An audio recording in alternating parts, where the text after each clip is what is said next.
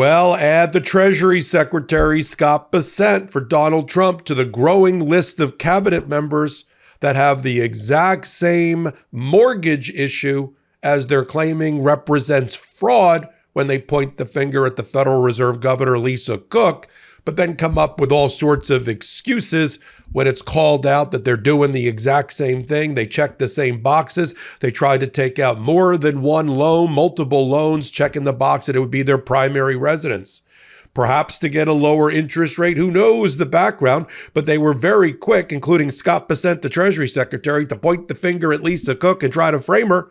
And now we have the fourth cabinet member in Donald Trump's administration, the Labor Secretary, the Transportation Secretary, the EPA Administrator, and now the Treasury Secretary, who, based on public documents available to everyone, seems to have the same problem, or no problem at all if you subscribe to my theory, which is this was never mortgage fraud to begin with.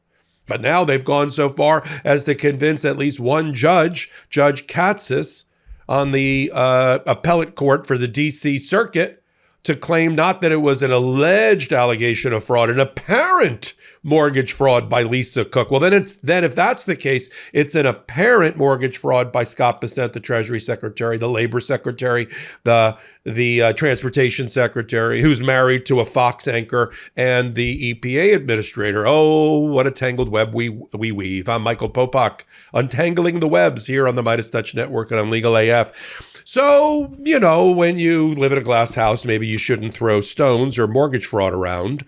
Scott Bessent was very public, went on Fox News recently and said, if she's committed this kind of mortgage fraud, Lisa Cook has no place on the Federal Reserve. Very vocal all of a sudden for a guy who was a former hedge fund operator and worked for George Soros.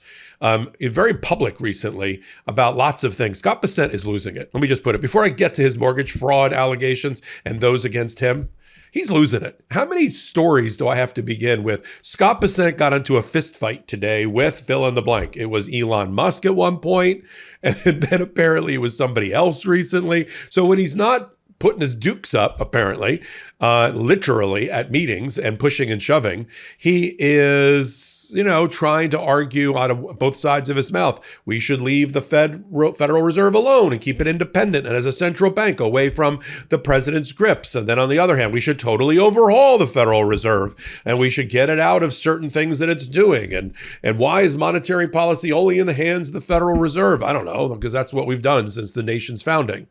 And it seems to be working pretty well until your president got in. Now let's turn to Scott Bessent. Here's his statement going after Lisa Cook, apparently forgetting that in 2007, he took out two loans for $21 million. He's a man of the people. $21 million worth of mortgages on two pieces of property. Another one in Massachusetts. What's with Massachusetts? Shout out to Massachusetts. Everybody seems to have a second home up in Massachusetts. But let's play the clip first before he knew I'd be able to do this hot take. There are two kinds of people. There are people who think that President Trump is putting undue pressure on the Fed, and there are people like President Trump and myself who think that if a Fed official committed mortgage fraud, that this should be examined, and that they shouldn't be serving as one of the nation's leading financial regulators. And what we haven't heard from Ms. Cook is we haven't heard her say, "I didn't do it." We haven't heard her say, "I didn't do it." She just keeps saying the president can't remove her. All right. Okay. Let's hope there's nothing in your background or past that is exactly the same thing. And it turns out there is. So Bloomberg has reported that, and they've gotten the documents, I'll put it up on the screen here, that in 2007, through a lender, through Bank of America, he took out two loans for $21 million, and someone on his behalf, his lawyer, checked the box that they both be primary residences. Now, do I think that was fraud? No. Do I think that was a bank underwriting department working with its loan originator, its bank officer, to get these loans approved for a guy who has hundreds of millions of dollars of assets, even back in 2007? Yes. Did he really need to check both the boxes to get to break in the interest rate? No. So I don't think so I'm going to defend Scott Bessent. I'm going to defend him and say he did the exact same thing as Lisa Cook or somebody on his behalf. And He's not guilty of mortgage fraud, and neither is she. But the difference is that's being used fraudulently as the for-cause reason to take her off her 14-year seat on the Federal Reserve Board of Governors.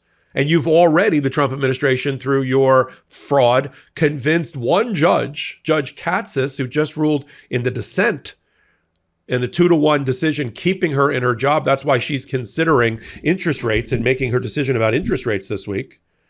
You convinced one judge there that what she's being accused of is apparent fraud. He didn't even say alleged. He already convicted her. You see how dangerous lies can be, and then you got to fix them. So when you look at those documents for Scott Bessent, you see he checked the box. Now he's got all sorts of lawyers coming to his defense. He hired a high-powered lawyer who I know from my past, Alex Spiro. He hired Alex Spiro, who's handled a lot of cases like this, a lot of fraud cases like this, a lot of celebrity cases to defend him. Nothing says I'm not guilty like hiring Alex Spiro. You know that feeling after your morning coffee, that crash, the jitters, the bloating? Yeah, I was getting all that every single day. But coffee was part of my routine and I wasn't ready to give it up. Then I found Everyday Dose and it completely changed the game. This isn't a coffee alternative, it's coffee with benefits.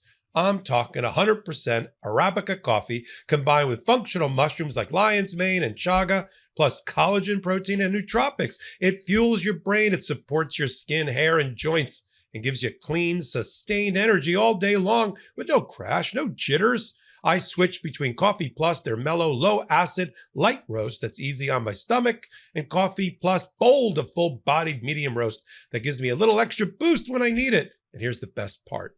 Get 45% off your first subscription order of 30 servings of Coffee Plus or Bold Plus. You'll also receive a starter kit with over $100 in free gifts, including a rechargeable frother and a, get this, gunmetal serving spoon by going to everydaydose.com/legalaf or entering legalaf at checkout. You'll also get free gifts throughout the year. That's everydaydose.com/legalaf for 45% off your first order. Try it. Your mornings will thank you. And on top of that, he's got his own lawyer from back in 2007 and says, I signed it for him and he didn't sign, I signed.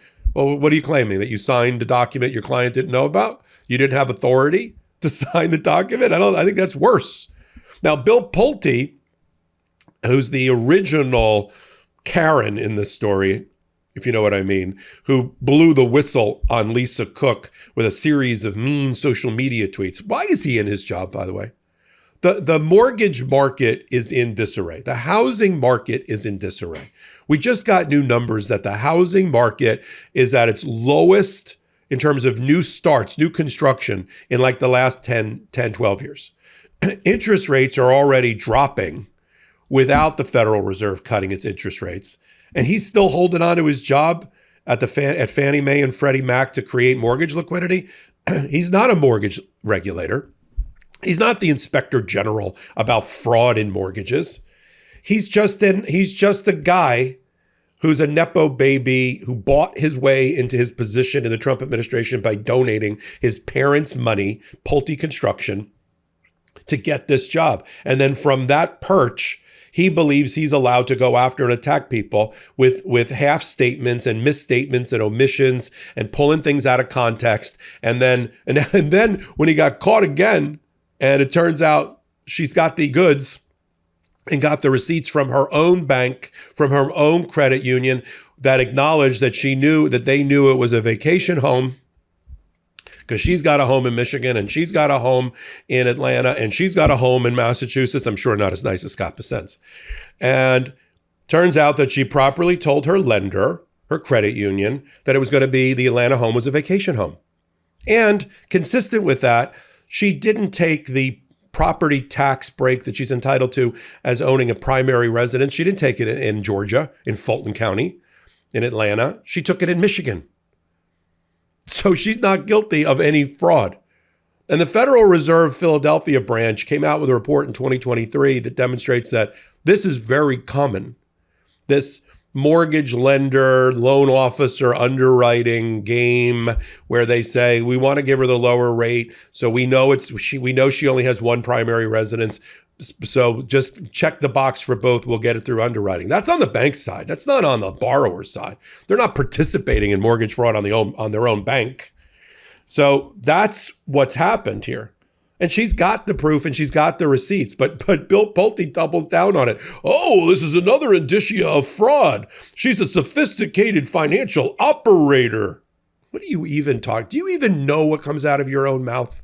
Do you hear yourself, as my late mother would say? Do you hear yourself, what's coming out? It doesn't even pass the straight face test. You got caught. It's wrong. Apologize. Say that you were wrong. Say that she didn't get due process, as 2 courts have already said. Say that she did not commit the same mortgage. She didn't commit mortgage fraud any more than 4 out of 15 of the cabinet of Donald Trump, including the Treasury Secretary, committed. Just admit you were wrong. That's okay too. That's actually a sign of strength, not weakness. A sign of weakness and a sign of corruption is that you continue to drill down and triple down on a false statement to try to defame an innocent person like the first Black woman member of the Federal Reserve. I get it. Donald Trump wants to get rid of all the Black people. I understand. We've seen it. If you're a Black colonel or Black general or a Black admiral, you're gone from the military. You're lopped off of your positions. If you're the first Black member of the National Labor Relations Board to chair it, you're gone. If you're the first Black woman on the Federal Reserve, you're gone. And who are you going to be replaced by? Another white guy. I understand. Just say it out loud. And we'll all get along a lot better, I think. I'm glad we're here together on MeidasTouch and Legal AF. We just hit the 1-year anniversary today on Legal AF, the YouTube channel. 810,000 subscribers, 265 million views, all because of you. We're doing the work, but you're watching and you're fervently becoming such a strong part of our community. And I wanted to thank you for it here. Until my next report, I'm Michael Popok. Can't get your fill of Legal AF? Me neither. That's why we formed the Legal AF Substack. Every time we mention something in a hot take, whether it's a court filing or a oral argument, come over to the Substack. You'll find the court filing and the oral argument there, including a daily roundup that I do called, wait for it, Morning AF. What else? All the other contributors from Legal AF are there as well. We got some new reporting. We got interviews. We got ad-free versions of the podcast and hot takes. Where? Legal AF on Substack. Come over now to free subscribe.